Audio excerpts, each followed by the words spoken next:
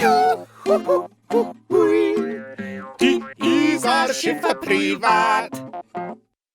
Liebste Doro, zu deinem Muttertag habe ich dir diesmal was besorgt, was du dir schon ganz, ganz lange wünschst. Ich bin schon ganz aufgeregt.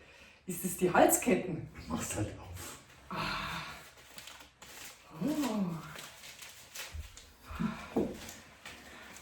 Kann's gar nicht erwarten. Das ist bestimmt die Halsketten.